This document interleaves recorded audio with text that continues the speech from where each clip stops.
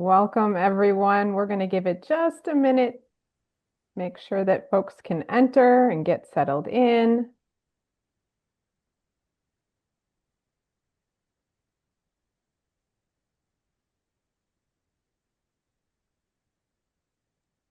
We're very glad you're here.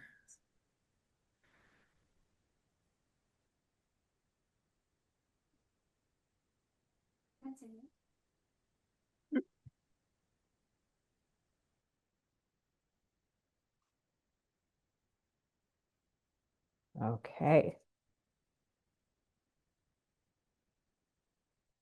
Welcome, everyone, to Wisconsin Literacy's Winter Conference.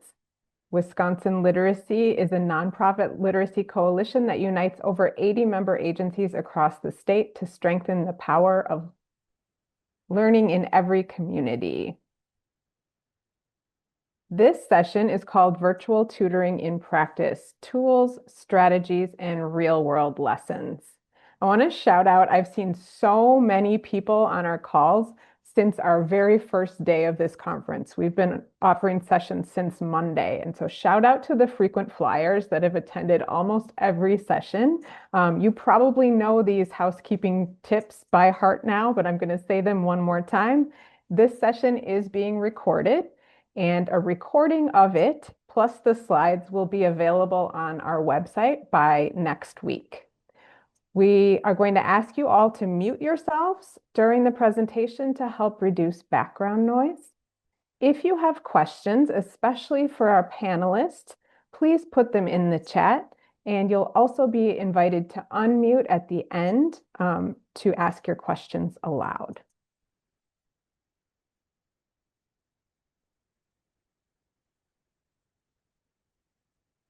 I invite you right now in the chat to just introduce yourselves and say where you're joining us from. And while you're doing that, I'll tell you about our agenda. So I'm going to start by launching a poll so that we can learn a little bit about you. And then I'm going to share some Wisconsin literacy resources that we have for learning more about virtual tutoring and feeling like you're prepared to do that. And then the heart of our presentation is our member panel. So we have 4 panelists joining us today with a variety of experiences in virtual instruction. And so you're going to get to hear from them, be inspired by them, and then we will end with some question and answer session with the panel. This agenda that you see here is going to take us to about 2 p.m., but everyone on the call is invited to stay until 2:15 for our Lightning Solutions presentation called Enhance Your Students' Learning Experience with one of our sponsors, Ellie. And you'll have a chance to win a great prize as well. Okay, before I launch this poll, I want to just share some definitions that I have so that we're all on the same page. So what is virtual tutoring? When we talk about virtual tutoring, it means that the tutor, and today I want to express too that this could be a teacher, it could be a volunteer, it could be a paid staff, but the tutor is going to join on their device, whether that's a computer, a laptop, a tablet, or a phone, and they join from one location, while the student joins on their device from a different location. So it's very much like what we're doing right now, if you think about me being the tutor and you being the students. This does require, there are some access requirements to this kind of instruction. So we sort of assume this, that students and tutors will have devices that they can use for this type of instruction, that they have access to the internet, and that they have an account for any of the video conferencing platforms that they might be using, like Zoom or WhatsApp or Teams or Google Meet. You might hear virtual tutoring referred to by other names, like remote instruction or distance learning, sometimes even online learning. And a couple of other terms that might be helpful for you as you distinguish what types of learning opportunities you're offering for learners. Live instruction, sometimes called synchronous, is just what's happening right now. So we're all here together at the same time, and this instruction is happening live. Self-paced is when the learning happens online in a virtual environment, but a learner can access that type of learning at any time. So sometimes that's called asynchronous. And that typically means that they're accessing either a recording or some sort of e-learning course online. All right, so with those definitions, let me launch a poll.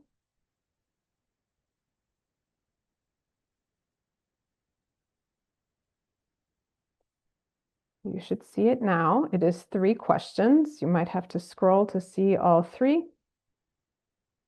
Apologies if I interrupted your responses. I'm going to share the results because I think they'll be helpful for our panelists as well. So it looks like we have a majority of program managers here in our audience today, but we also have tutors, instructors, and others. If you are an other and you want to name your role, please feel free to put that in the chat. And look at this, 82% of you already have experience tutoring and teaching virtually, and 18% of you do not. Thank you for sharing that. And then our concerns about virtual tutoring. It looks like the student doesn't know the technology is one of our main concerns. Other concerns not listed, please feel free to put those in the chat as well. Okay, thank you so much.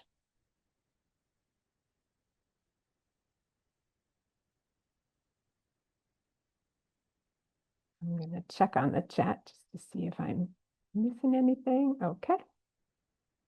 All right, so I want to introduce myself briefly before we get to our panel. My name is Jamie Cobes. I'm the manager of tutor training and digital literacy at Wisconsin Literacy, and I've been in this role for about 3 years. And so most of my tutor training that I do in this role is virtual. And so I get to use those skills pretty much every day. But prior to this role, I taught high school English, French, and reading for about 15 years in public high schools. And I taught during the height of the pandemic. So I was part of the group of educators that were required to pivot very quickly and learn a lot about technology. And I would say that I was always really excited about adding technology to learning. I was never afraid of integrating technology, but during COVID, I had to learn so much so quickly. And I really learned a lot about what it means to have effective online instruction, and how to engage people online and how to assess whether or not learning is happening online. So as you'll hear from our panelists today, the need for virtual instruction has not gone away since COVID. There may be other reasons besides protecting people's health, but it is still in demand today. So I've taken what I learned during that teaching experience and brought it to this role and tried to create some resources that will help programs and will help volunteer tutors or instructors feel ready for virtual tutoring. So I want to walk you quickly through these resources before we hear from our panel members today. So these resources can be found on our website, specifically in our ongoing tutor training page. And I'll grab that link and put it in the chat as well.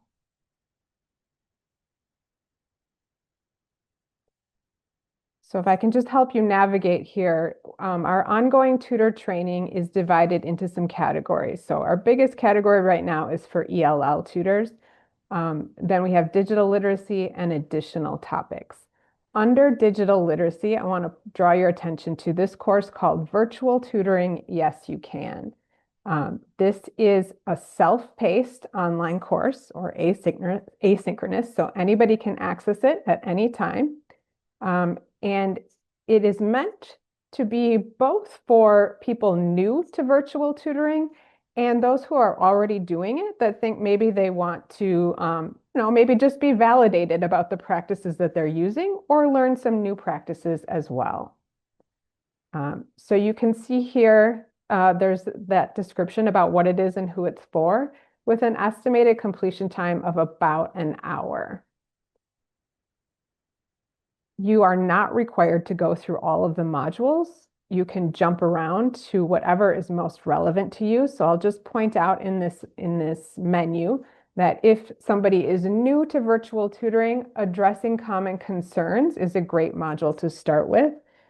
You will see a video that kind of simulates this panel that you'll hear from today. So you'll hear from tutors who had to learn how to tutor virtually.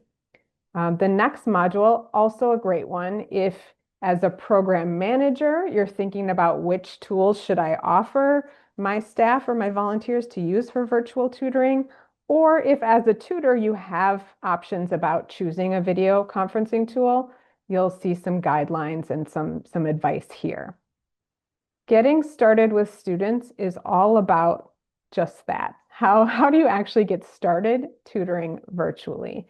Um, so definitely beginning virtual tutors could benefit from this module, but even if you are virtually tutoring already, you might benefit from reading about these tips.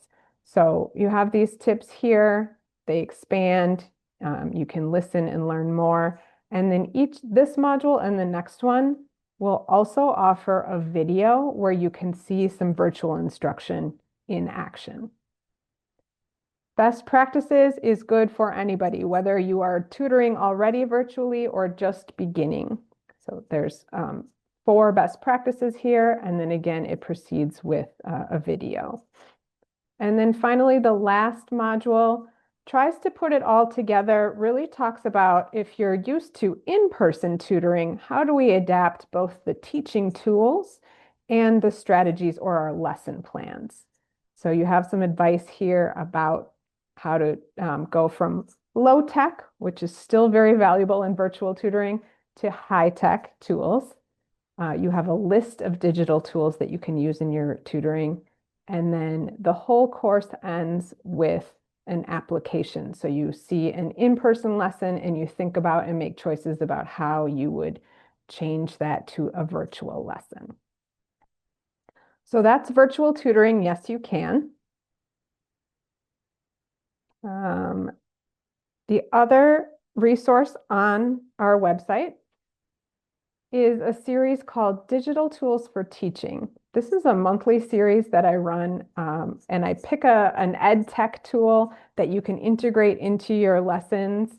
And I give a quick demo, and then I try to make it as hands-on as possible. So people who attend the live webinars get a chance to use the tool, try it out, and get their questions answered. And then each of those webinars is recorded. So this is the link for the playlist. You can see maybe you can see, there we go. I've done multiple tools. So one of our most popular is listening, speaking, and reading fluency tools, digital tools that you can use. Vocabulary and word work has also been popular. So those are, as I said, self-paced, accessible whenever. But if you are using our website, you can also navigate down to our calendar where you'll find live virtual trainings. So next month, just a little promo, I will be doing digital tools for teaching, and the topic is supporting immigrants and refugees. So we'll talk about digital tools that you can use both for in-person instruction and definitely for virtual instruction. Finally, the last resource that I wanted to mention that Wisconsin Literacy offers its members is customized trainings. So if you are an agency that is thinking about offering virtual tutoring, or you're already doing it, but you know that tutors could benefit from learning a very specific skill, please let me know. In the past, I have done trainings on Zoom, so just learning Zoom skills or learning Google Meet skills. And I also take requests for digital tools for teaching series. Just yesterday, somebody expressed their interest in maybe creating whiteboards for our English for Driving curriculum. So I think that sounds like a fun makerspace to have. I'm going to pause right now. Are there any questions about Wisconsin literacy resources to help you feel better prepared for virtual tutoring? Okay, so we have a question about membership. Would one of the RLCs, the regional literacy consultants on on the call be able to answer that question in the chat? Sure, I can chime in. Although I wonder if the person who asked a question, if I'm remembering correctly, might be from out of state. So we might need to Hmm. have a offline conversation about that. And Jamie, did you see the question from Jill earlier? Maybe we'll get to this later. Right after the poll was launched, Jill shared a concern that she has related to virtual tutoring, which is when the student is accessing the session via their phone rather than a computer or tablet or laptop. Yeah, Jill, let's save that question. Thank you so much, Kimberly, for pointing it out to me because I certainly did not see it in the chat. Okay. But let's save that question. If you don't hear it addressed in the panel, let's talk about it during the Q&A if you don't mind. But I think some of the panelists will talk about device differences.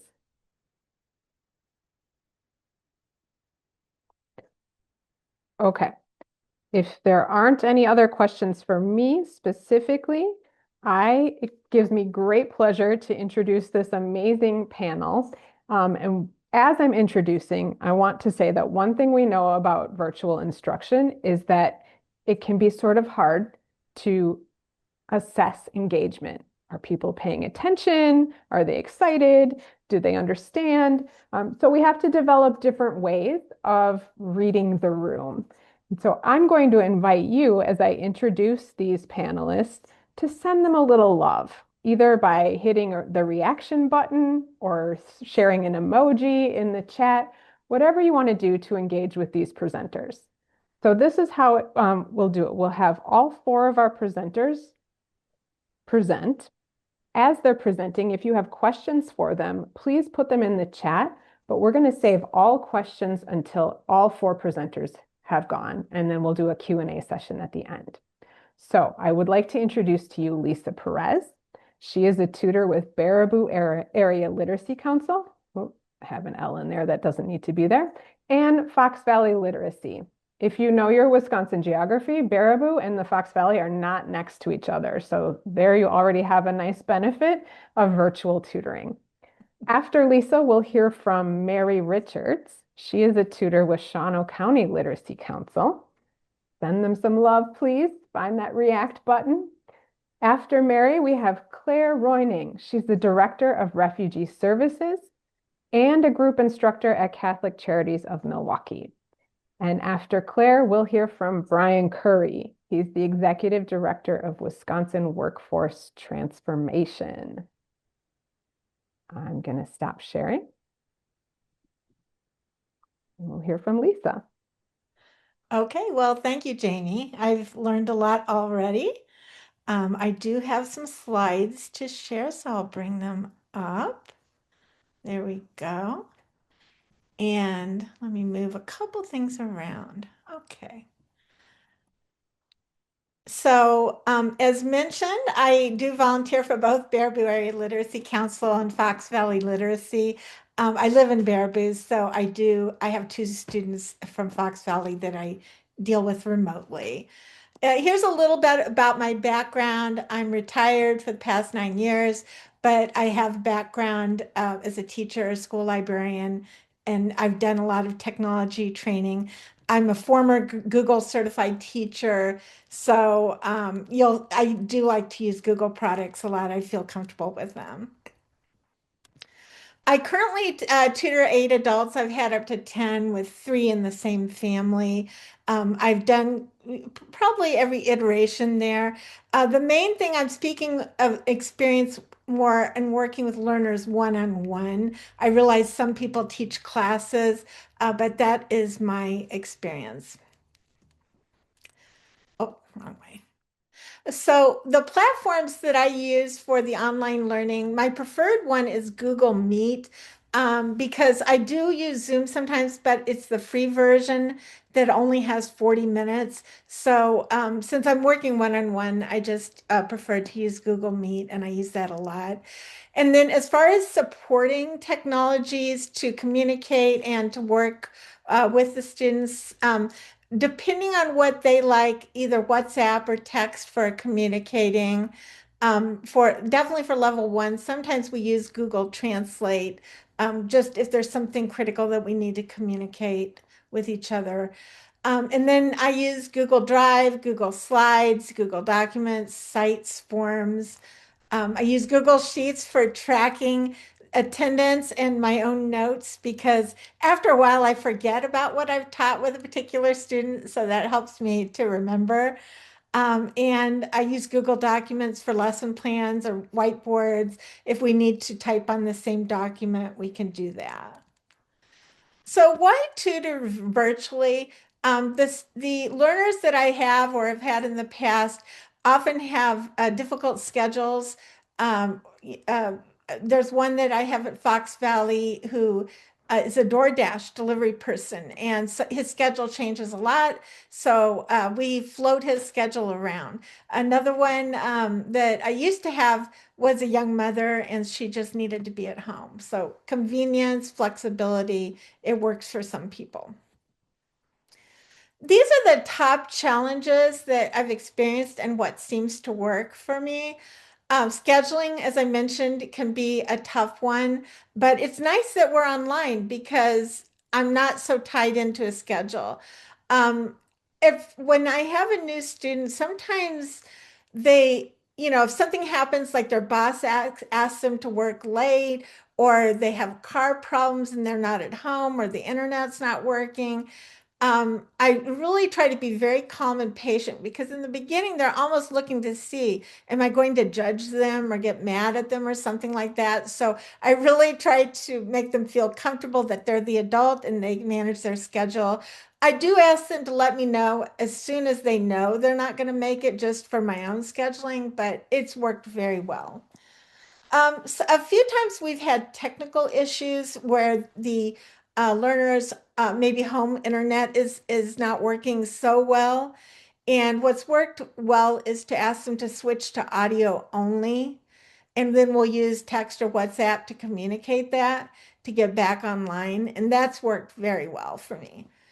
Um, I because we don't have that face-to-face feedback from body language, I try to keep the learner's face visible so I can always see what's happening, welcoming questions and interruptions, just to get a little bit more feedback from them. And then the last thing is to see the mouth for pronunciation. It's not as big an issue if you're face to face, but I do describe my mouth placement or I'll move a little closer to the camera, and that seems to help. Here's a few tips that came up for me that were helpful for me to learn along the way. I create a routine, provide simple instructions. Definitely with level one, plenty of visuals. So short videos, images. I use simple language and repetitive, so they'll hear the same thing over again in a different way and trying to relate to what they know. Speak slowly but naturally. Ask the learner to write and copy the words, especially important for level one and two. And encourage them to interrupt if they don't understand something. Give a lot of good praise and smiling. Smiling's a universal thing for, or almost universal, and that seems to help. And vary activities to avoid stress. It's really difficult to learn a new language, and some activities are pretty stressful. So I make sure the next activity is a little easier for them, just so that they have a little bit of break from the stress. And use Google Translator app judiciously. You don't want to count on it too much, but sometimes it is needed. Here's a few resources. There are many resources out there. This one is my own website, Literacy Tidbits, www.literacytidbits.org. I have at this point lots and lots and lots of materials up there for my own students with audio and video, like the digital flashcards, ebooks, and so on. And feel free to use it. It's there for anybody to use. I also, now the next ones may or may not be available. You can talk with your local organization or Wisconsin Literacy about it. I love Intercambio Conference and Confidence and Connections workbook series with the online slides. A few of my students also get the paper copies because they like to use them as well. But those are really nice, and we'll use them for about a third to a quarter of the hour that I spend with the student. Also, I like News for You. This and the next one are more post level one, but it does make news stories more accessible for the learner. And being a former school librarian, I have to mention BadgerNet online databases. I like Britannica. You do need a library card with that, but those are nice for short articles. I was also asked to mention that I have a session coming up at 3 o'clock today on creating ebooks with Google Slides. So feel free to sign up for that. I'll see you in a little bit if you can make that. And here's my contact information. I do have a YouTube channel with a lot of short training videos as well. Feel free to contact me. I'm happy to communicate with anybody who may have questions. So that is it. Thank you so much, Lisa. And as a reminder, if you have questions specifically for Lisa, you can put them in the chat now and we will address them at the end of all of our panelists. So we're going to hear from Mary Richards next.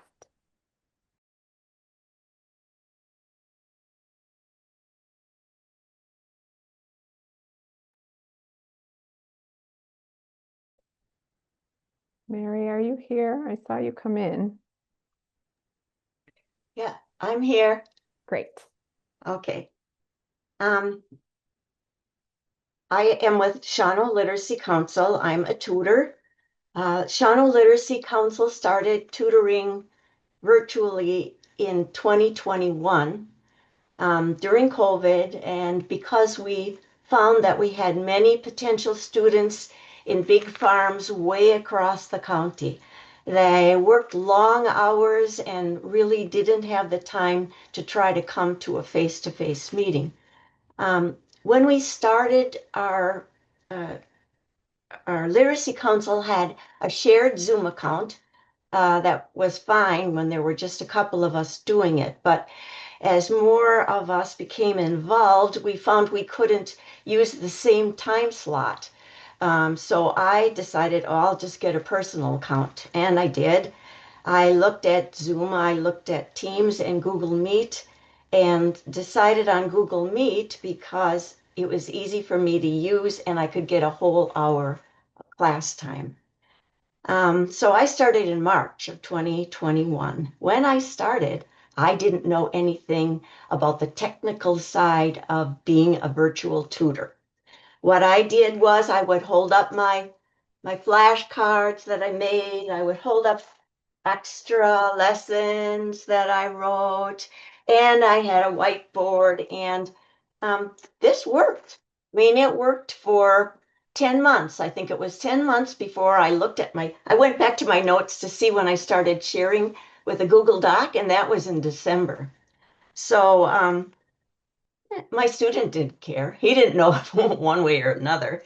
So anyway, once I started sharing my screen, I couldn't see his face anymore. This is 2021. So I had to hook up another monitor to my laptop. That way I could extend the screen and slide the main meeting over to one monitor and have tabs and things open on the other monitor.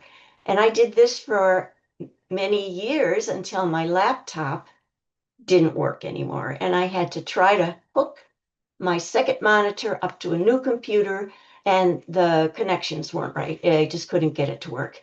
So I started looking around, and lo and behold, Google Meet had started picture in picture in June of 2022.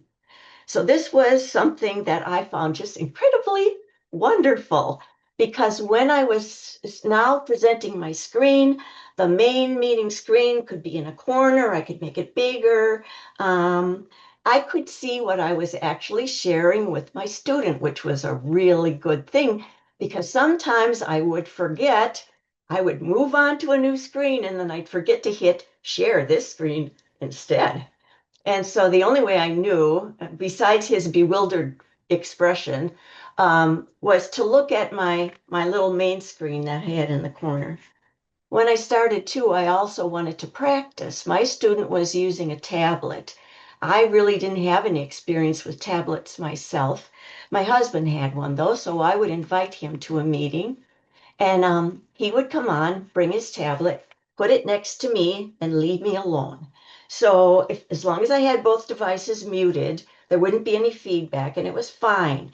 And I could tinker around with the tablet while I was trying to present the class to see what my student would have to do. Say he wanted to chat or whatever he wanted to do, and that was nice. Now I found that I don't really need to invite anybody if I want to practice online with Google Meet. I can start an instant meeting. I can share screens without any students. I didn't know I could do that. So I'm continually learning things. Um, my students' workspace, when we started, was not at all ideal. He wanted to meet at 5 o'clock, which was dinner time for his family. So he wanted to be at the table with the family, and that's what we did for a while. Um, I could hear all the chatter at the table. The baby would start making noises. Somebody would walk behind him and wave at me, and it was just not ideal. So I said, "You want to change the time?" No. Okay. Can you find a different room? Maybe a room with a door? So finally, he found a room upstairs with a door, and he's got a desk, and all his materials are right there. So we don't have to go hunting for a specific book or something before we start the lesson. Um, I I also learned that for him, because some days he works a 12-hour day and then he wants to have class. So he's very tired. Many days I have to, Lisa said, I have to be able to see his face. Is he attending? Is he yawning? Does it look like he's rubbing his head a lot or what? What's going on? So I have to have a lot of extra material ready for the class. I have to have review exercises or a little story to share or maybe more conversation, planned. And then I can take the pressure off of him. Just like Lisa said, you have to take the pressure off sometimes.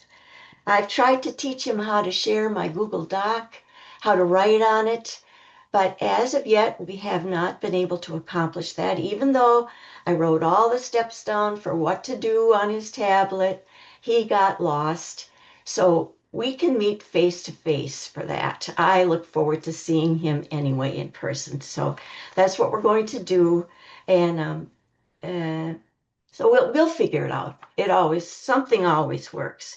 So what I found with this virtual tutoring is that I'm learning as well as my student. Of course, my student's learning always comes first, but if I had no application, I wouldn't have any desire to learn any of this stuff, which I have found so interesting. So kind of that's my conclusion. You always have more to learn, just enjoy it. Thank you so much, Mary. Both Mary and Lisa talked about fatigue of their learners. And so one thing we know about virtual instruction is we have to be cognizant of what's called the cognitive load. It's a lot more in virtual instruction. So I'm going to invite everybody, we're at mid-session right now. We're going to have a mid-session movement break to deal with this cognitive load. It'll be very quick and it is optional, but if you can, I invite you to stand. If you are not willing or able to stand, you can still do this with your hands, but you're going to stand up and you're going to draw a star as big as you can in the air, and then you're going to shove it at the presenters. If you want an extra mental challenge, do this with your non-dominant hand. I'll count us off. 3, 2, 1.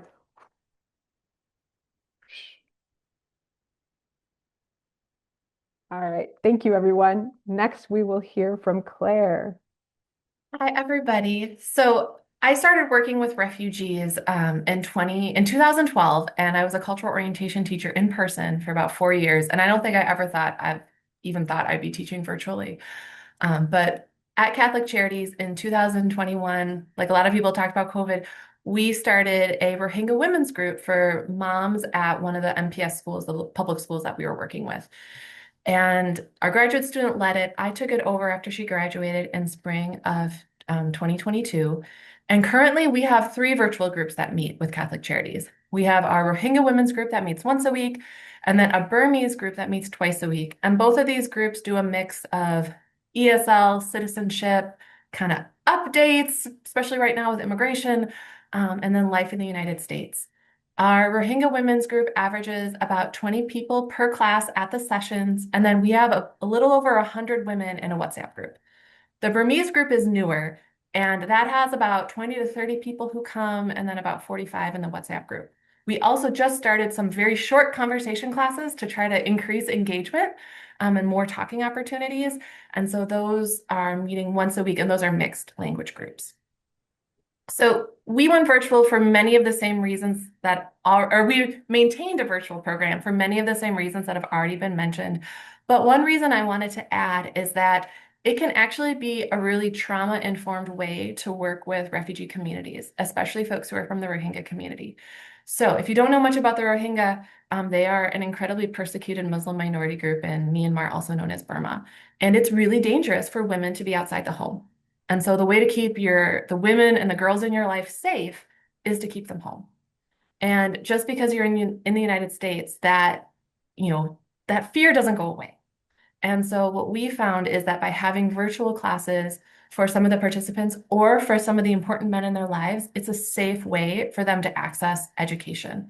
Um, and it also can be the gateway for more ESL. Like if they've been really nervous about doing, a traditional class to begin with, this is a way to like ease in gently. And then we've had people start doing more ESL classes virtually or start doing in-person classes too. Um, we also record our classes. So that's another reason why we're virtual is we post links for our Burmese classes on our YouTube channel regularly. We also do the Rohingya women's group, but those we just do as a private video. So only the ladies in the WhatsApp group, you have to have the link. They can send it to their friends, but it's not a publicly accessible video. For the Rohingya women, the private videos average about 30 views per video. The public Burmese ones are like 45 to 100 views. And one concern I saw in the poll was talking about building that relationship and doesn't it feel impersonal? And I'll address that a little bit more, but you can definitely build a relationship even when you're meeting virtually. But you do have to do some things to be really strategic about how to make that happen. I use Google Slides when I teach. I share my screen, but I share the Google slide as just like it's not presentation mode.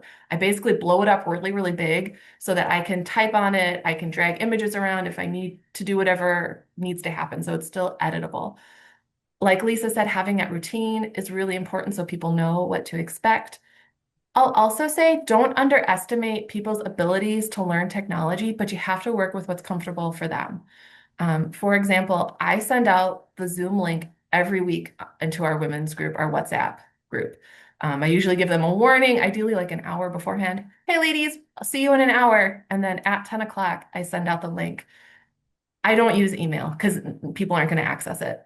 And when I've referred people to other ESL, like virtual ESL classes, inevitably, teacher, I don't know how to get the link, and I'll email the school, they'll send it to me, and then I get it to them virtually.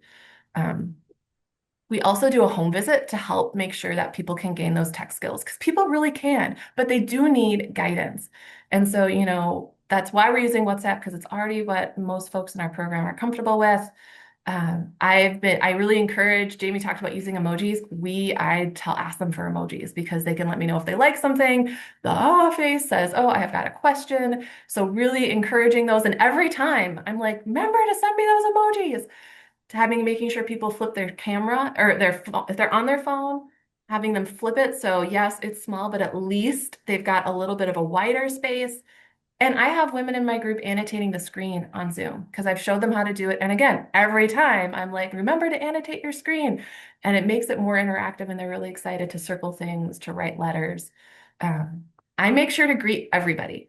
So doesn't matter if they come in halfway through. Hey, Rashida, how are you today? It's important to have that personal connection.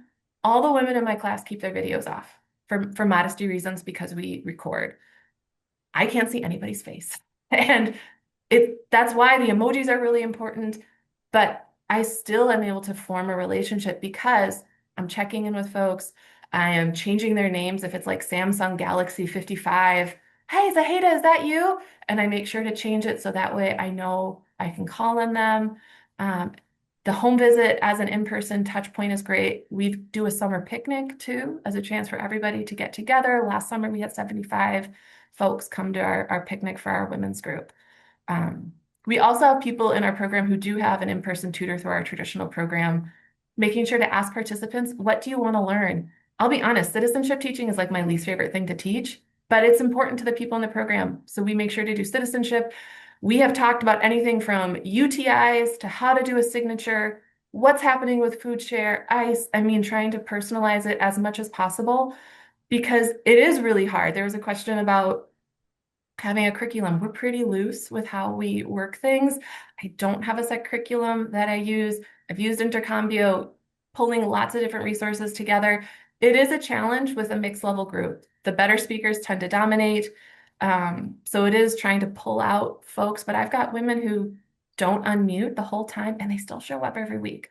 So they're getting something from it, and it's just being patient. At some point, they are going to start unmuting and checking in with folks individually if I know something's going on in their lives.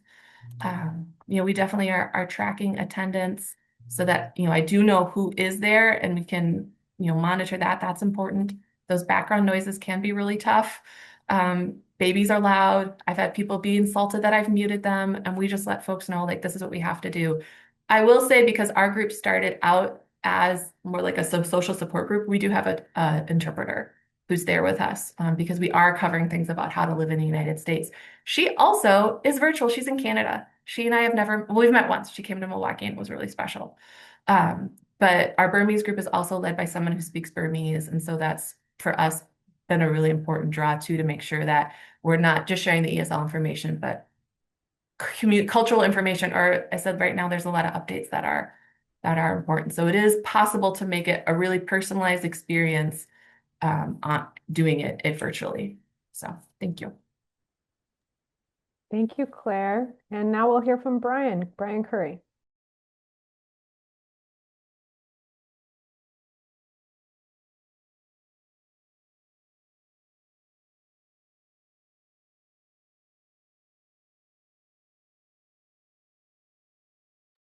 Should have unmuted before I started sharing.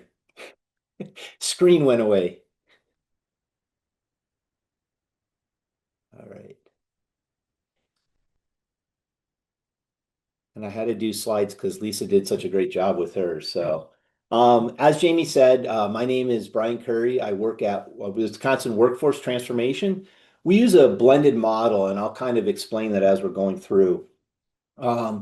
We are a super heavy tech company. So I put our tech stack up here. I'm not going to go through all of this, but if you do have any questions or you want to talk, we've certainly found out what works, what doesn't. And so we would be willing to go through any of the tech with you. Like most people said, I had a little bit of experience with remote learning prior to COVID, but it was really COVID where I cut my teeth. At the time, was running the largest MBA program in the state of Wisconsin, as well as an in-person MBA program in China.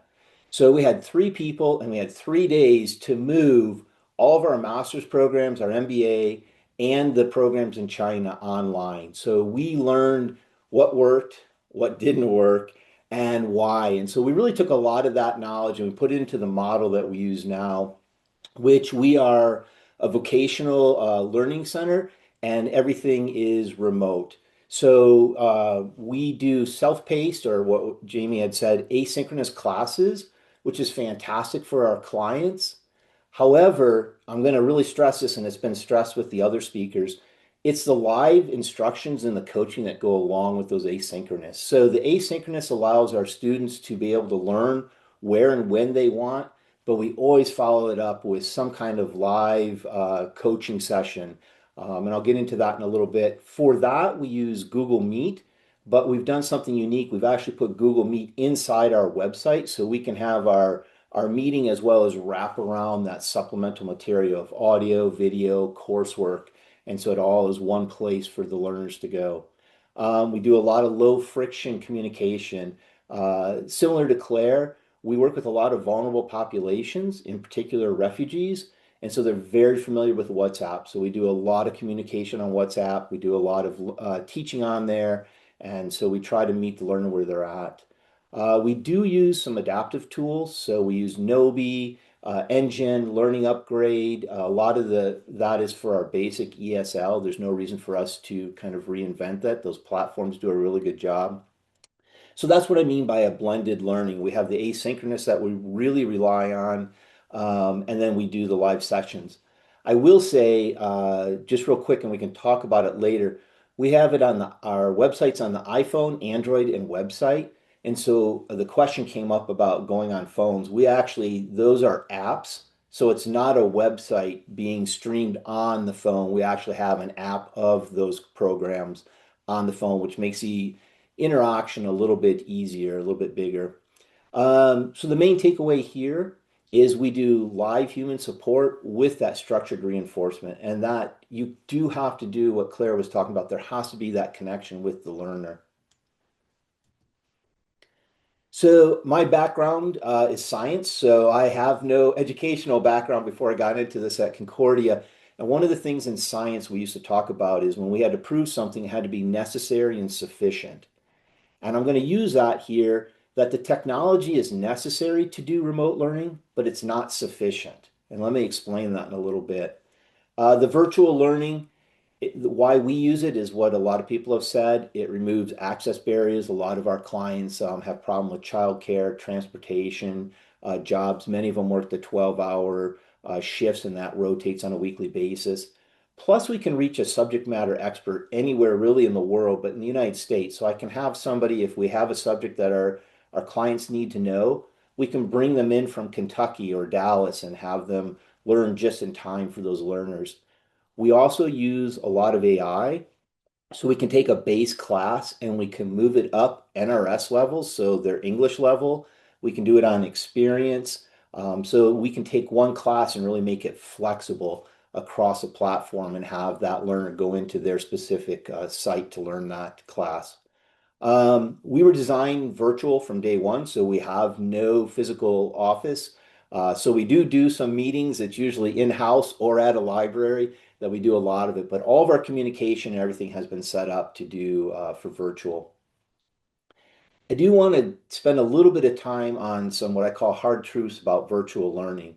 And this has been said, and I'm glad everybody has mentioned it. Human interaction is still incredibly important and maybe even more so. All of you, it sounds like I think there was 82% have experience.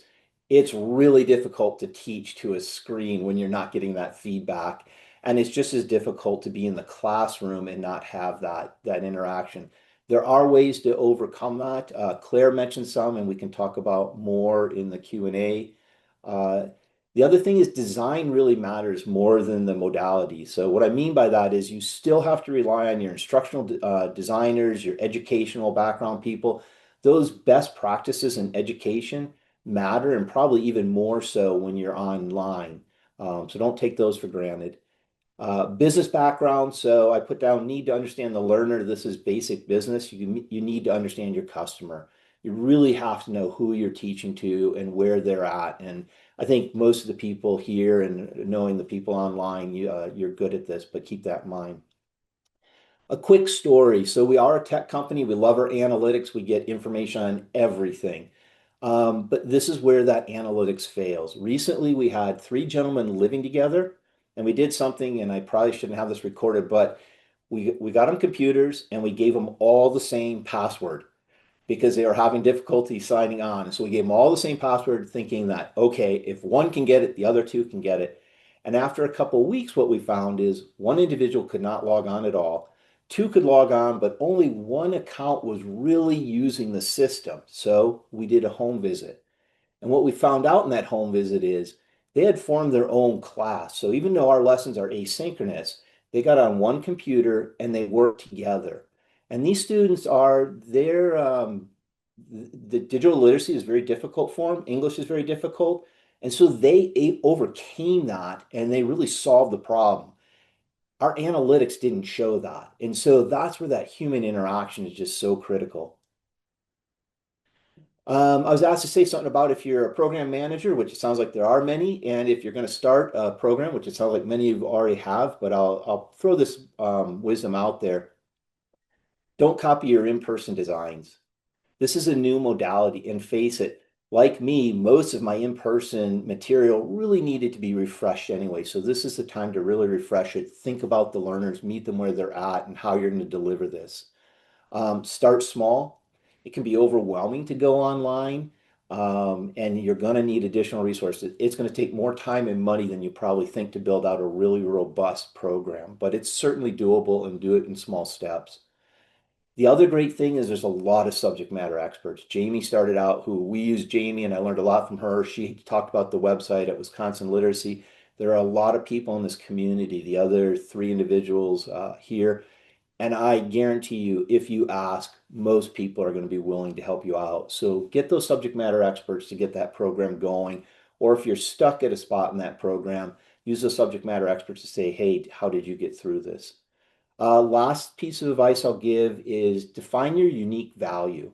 And this is that business lesson again. When you were in the classroom, there was something about your classroom that really made you a top instructor, that really drove things home. That was kind of the DNA of how you taught.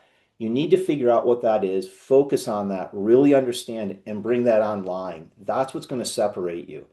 If we did this poll even a couple years ago, there wouldn't have been 82% or whatever it was of people doing online. The fact is, a lot of people are doing online now. So what's going to make you stand out is exactly that, you and your organization and what you bring to the table. So look for that unique value. That's all I have. So I appreciate your time and looking forward to interactions. Thank you so much, Brian, and thank you to our entire panel. This is just an aside for the panelists. I had planned on doing a poll, but I want to save as much time as I can for the questions. So I think we'll go right into that. If you have questions for the panelists and you want to put them in the chat, please do that. If you want to direct them to one panelist, go ahead and put their name in your question as well. While you're doing that, panelists, there was a question earlier. How do you keep the student's face on the monitor? I lose them when I use two monitors. Does anybody have any tips for that?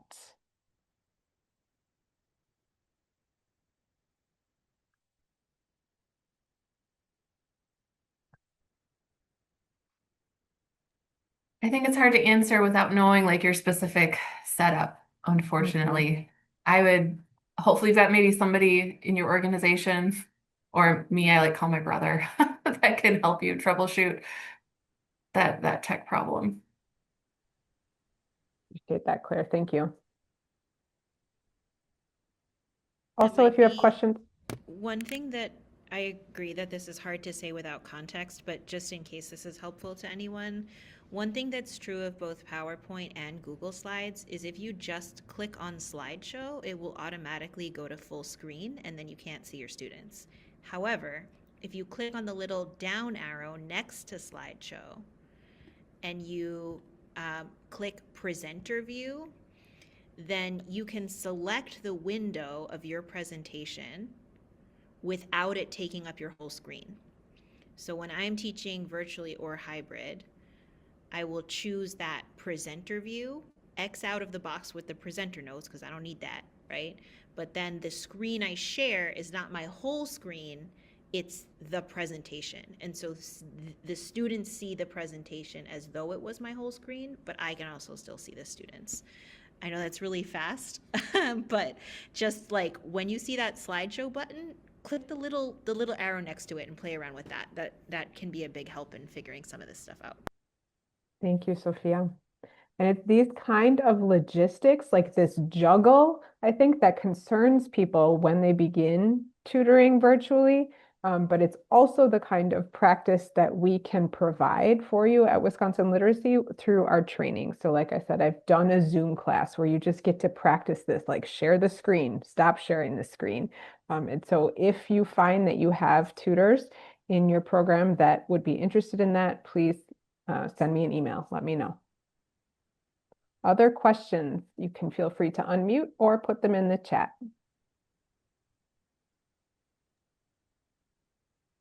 I'm curious, Jill, did we answer your question about phones, students using phones?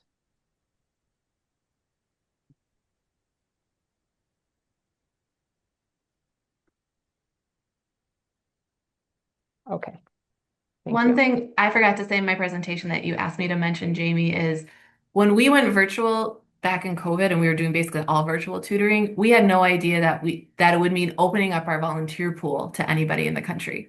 And so we were getting volunteers from across the country. We even had like local folks from Milwaukee who had moved overseas who wanted to volunteer locally. So it's a really awesome opportunity to expand your volunteer base because they don't have to be here either. Thank you.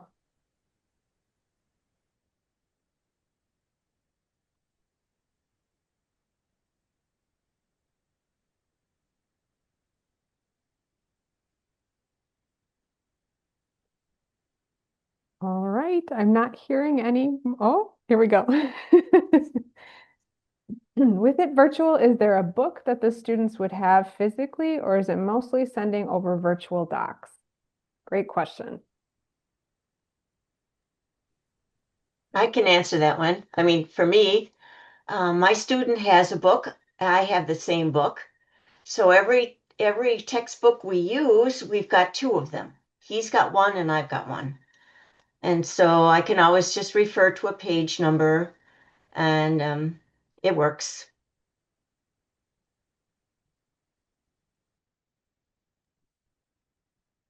I can throw into that as well. A lot of what I use is online and it's virtual, but with the intercambio, a few of my students they wanted something physical, and so I think with through Fox Valley Literacy, one of my students was able to receive there, and then another one just wanted to purchase one, and we got it through the website. And then other learners, they don't care. They're fine with just the virtual. So you can sometimes kind of take a tip from what they want to do as well. Yeah, we don't use a hard book either, but I do encourage people if they want to write something down that they have their notebook next to them and you all send out the slide deck afterwards. And I know a lot of people don't use it, but there are some of the ladies who ask for it and like will go through and write things afterwards and practice. I might as well give up mine. Very similar. So most of the time we don't do books. A lot of ours are audio tracks or video that we actually create in-house. So there's not really a book. We do a lot of digital. However, on some of our basic ABCs, especially with some of the people who have, issues with writing and actually getting it, we'll send a book out and they'll go through it. On our advanced ones, some of our advanced students, we have a book, they read chapters and then they're getting on with us and actually going through and learning critical thinking and kind of reviewing that. So we kind of are all over the board.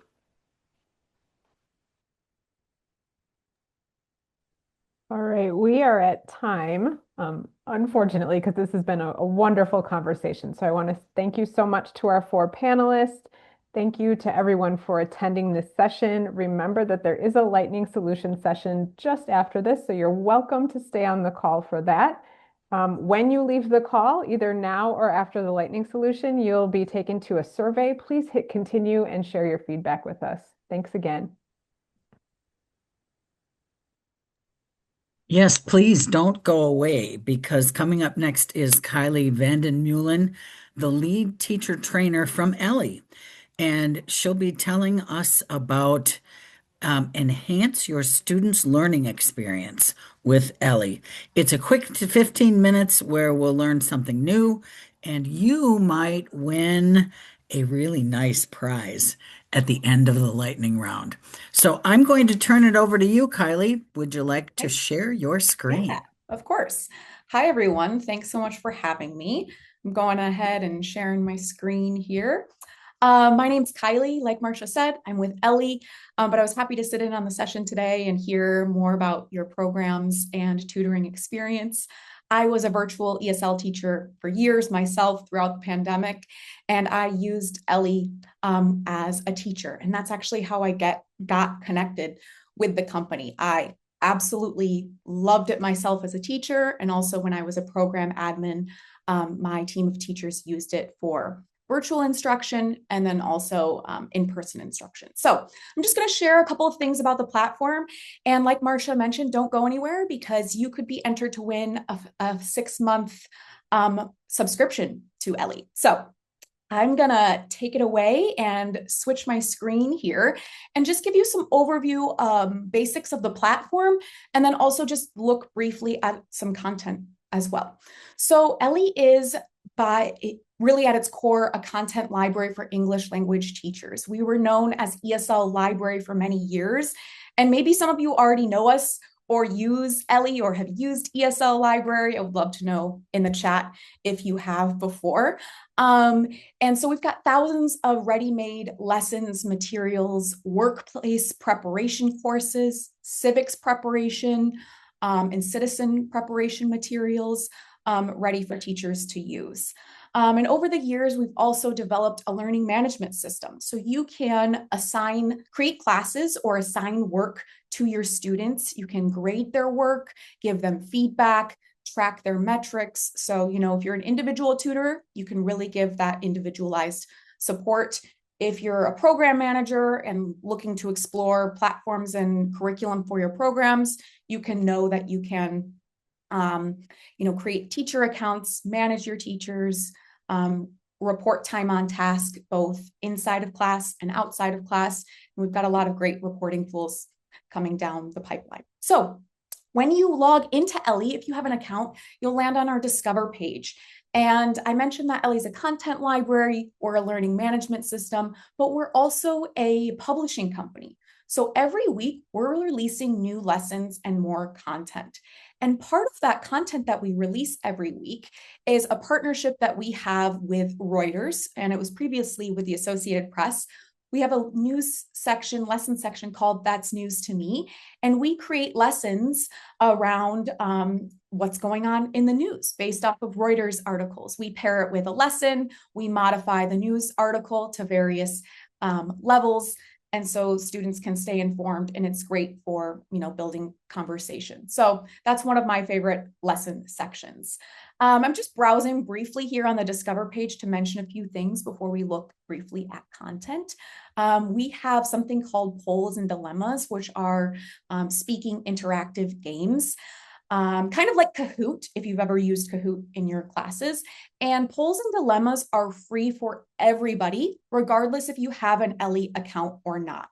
You'll just be prompted when you go to the Ellie page to create a free account, and then you can instantly use polls and dilemmas. So there's a tool here that you can try out with your learners or your student. And the last thing I'll mention is, before we look at content, is that we host regular webinars.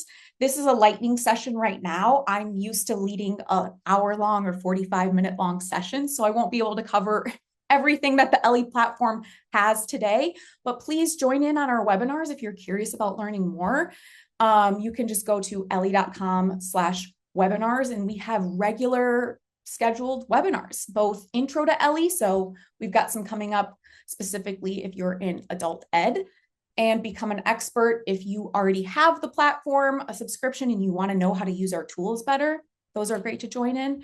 And then we also have Ask Us Anything sessions with our CEO and founder, Ben.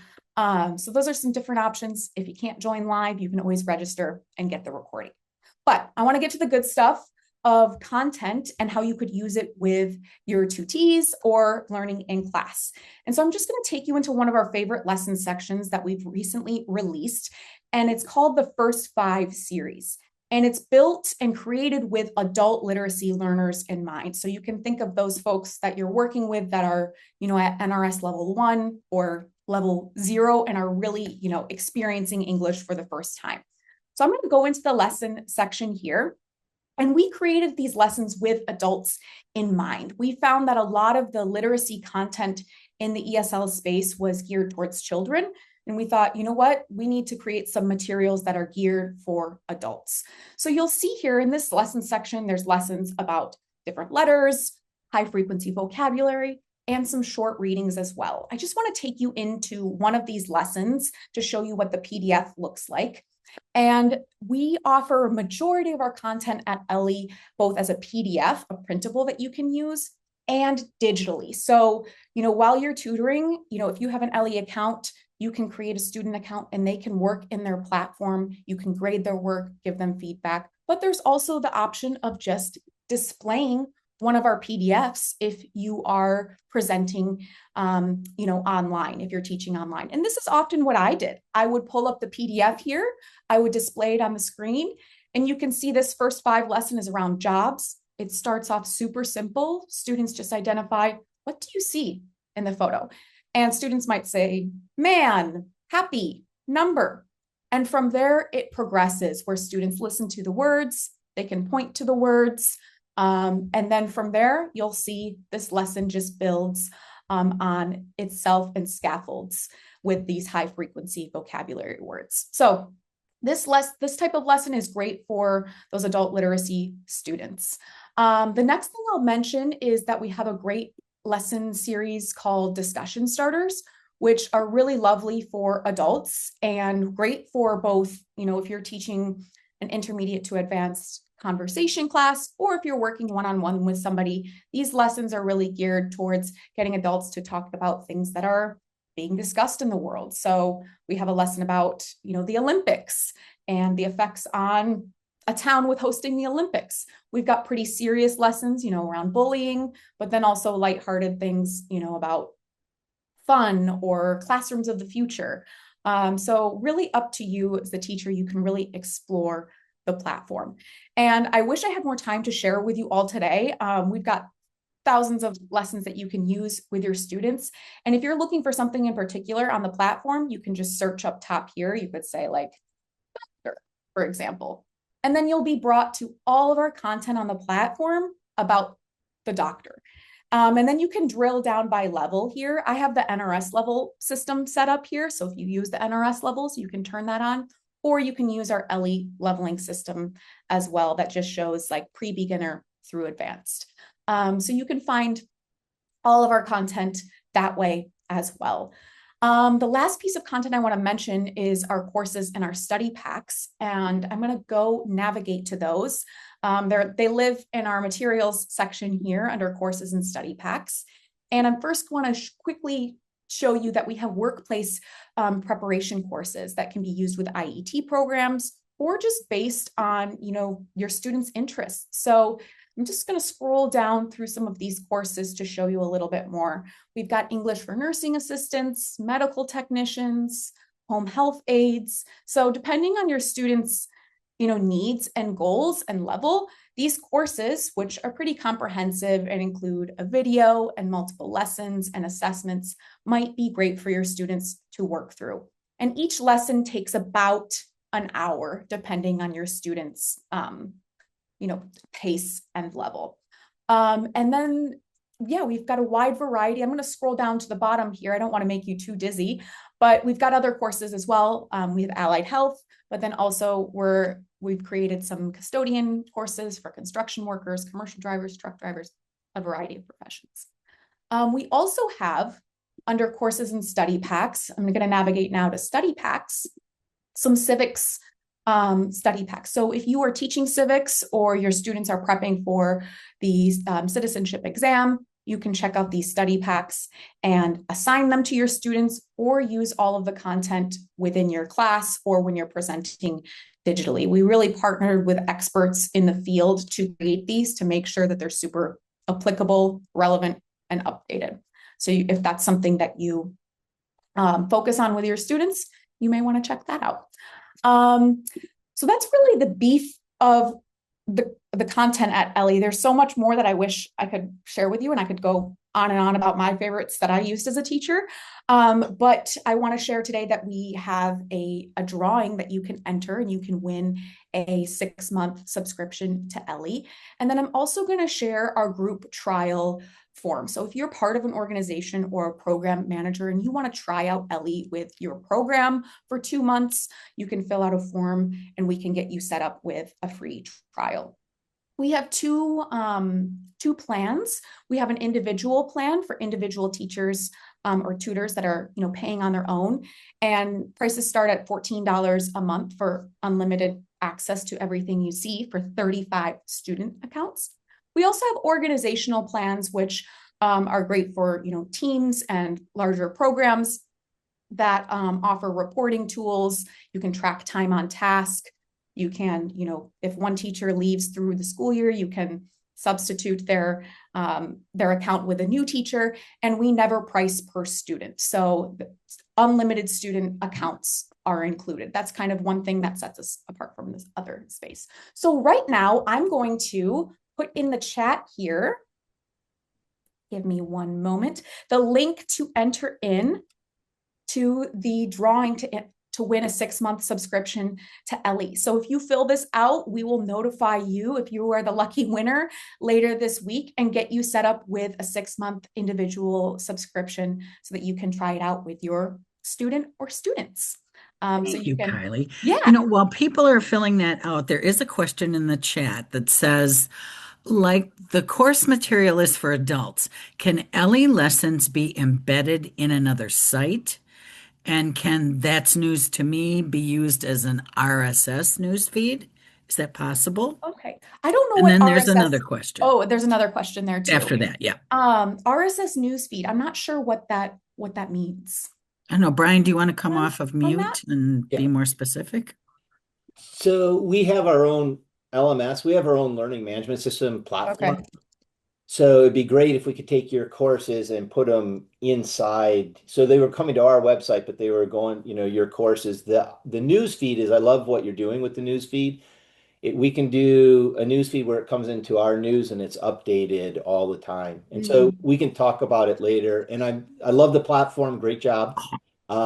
New to it. So that's why the questions, but okay. Yeah. Thanks for your question. We do have integration with some platforms for organization accounts like single sign-on for Clever, or some basic integration with Google Classroom and integration with Canvas. I'm not sure about like other platforms that we integrate with, like this RSS newsfeed, but we can certainly discuss options later. Okay, yeah. Perfect. Thank you. Yeah.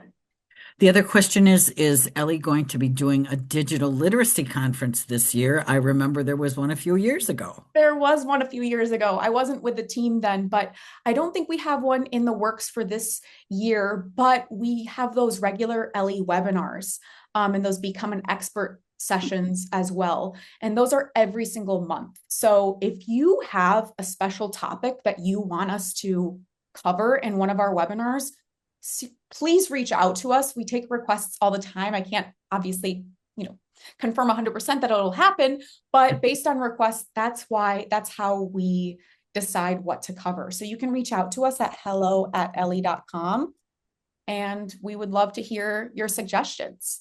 And again, those webinars you can register for. And if you can't make it live, you'll get the recording. And those are just at the bottom of our platform, or if you go to ellie.com/webinars and want to learn more. I'll be leading one in March about Ellie for adult ed programs and kind of expanding on more of what I shared today about, using it for an organization in the adult ed space.